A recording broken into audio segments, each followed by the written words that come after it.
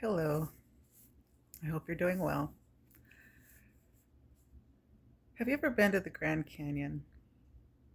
My husband and I had gone several years ago, and when you look down into it, you see birds flying, and they look so tiny. And we came across this man who had this digital equipment, and we asked him what he was doing. And he said that he was tracking the California condors. And we told him that we hadn't seen any and what they look like.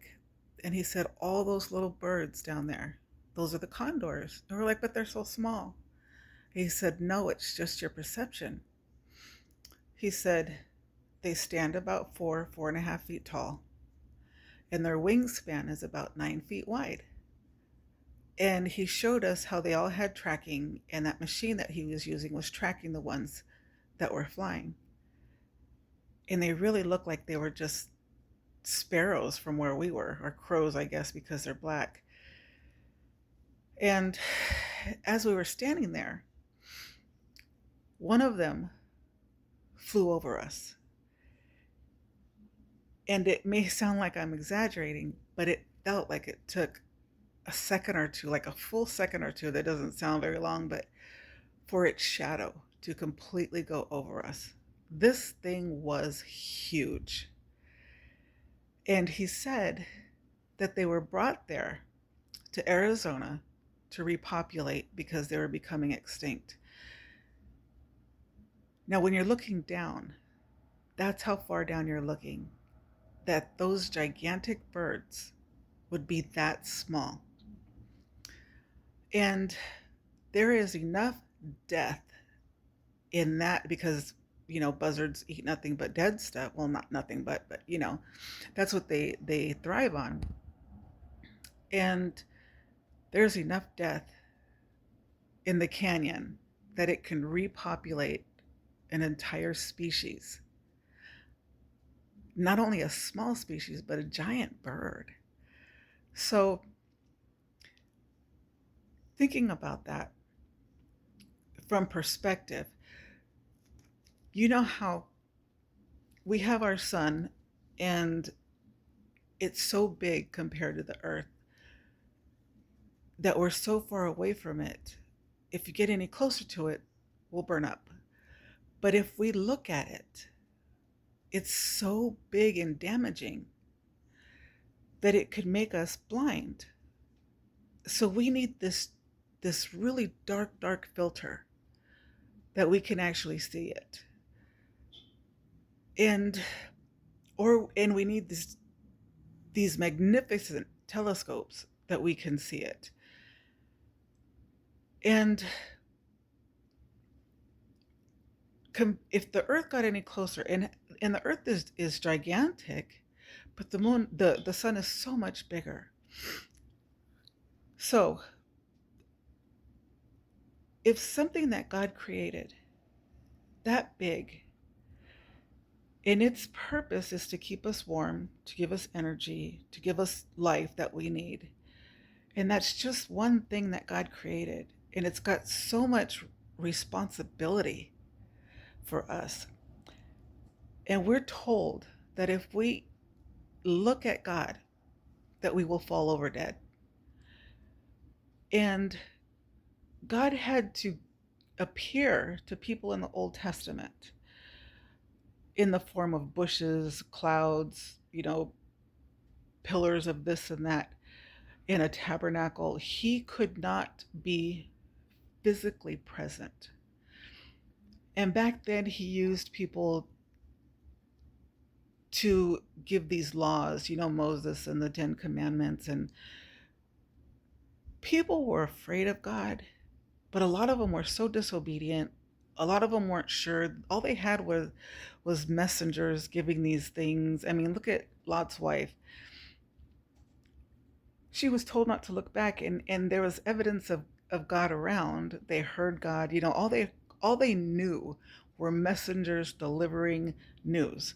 And all the news was of condemning. It was, God's going to kill us if we don't do this. God wiped away the earth. God, the Tower of Babel. Everything of God was fear. you know, the wrath of God, and Lot's wife turned into a pillar of salt. All these things were negative things because God was establishing a law. And God needed to establish his power. But then he also needed to show us his love. He needed to let us know how powerful he was, but he also wanted us to know that he was a graceful God.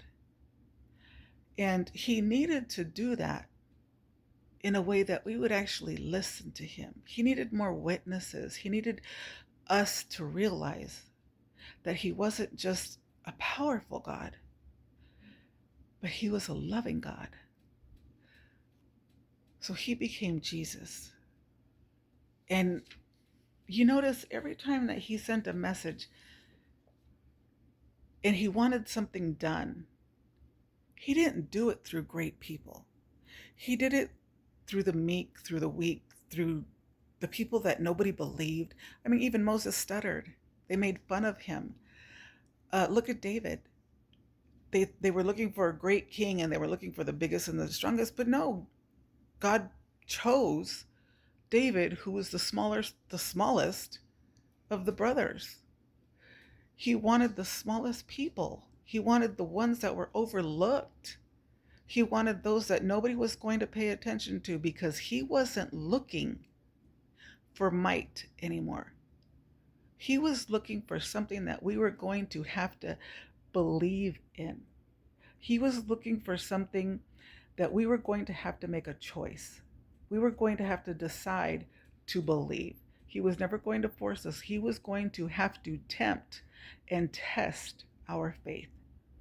So he sent Jesus. And he didn't send Jesus through anybody that was powerful, that was rich. No, he sent Jesus through a teenage girl, a young one who was unmarried. He made sure that it was going to be difficult to believe. And let me show you how I know this. Here's proof, because not everybody believes that Jesus was God. Let me read this to you. And the Word became flesh. Now remember, we talked about the Word was God. Okay? So the Word, that's God, became flesh and dwelt among us. And we have seen his glory. Glory as if the only Son from the Father, full of grace and truth. John bore witness about him, which means he testified and cried out, "This was he of whom I said, he who comes after me ranks before me, because he was before me." Now remember, Mary was pregnant with Jesus when Elizabeth's womb turned. And so John the Baptist recognized Jesus as an, I don't want to say embryo, but before he was born in the womb. So John was born first and then Jesus. But he's saying that even though I'm older, Jesus has always existed. For from his fullness we have all received grace upon grace. For the law was given through Moses. So remember I said the law was established first. Grace and truth came through Jesus Christ. No one has ever seen God, the only God, who is at the Father's side. He has made him known. That's how we know the Word, through flesh, became flesh, is God, because God is the Word. Jesus is the Word. Jesus and God are the same. And remember, when Jesus died and came back, he said, "I'm going to leave for a little while, but I will leave somebody with you." There is the Holy Trinity, the Holy Spirit. Just because it doesn't say Holy Trinity in the Bible, you are supposed to read between the lines, because we are given that gift to see for those who believe. Love you guys. Take care.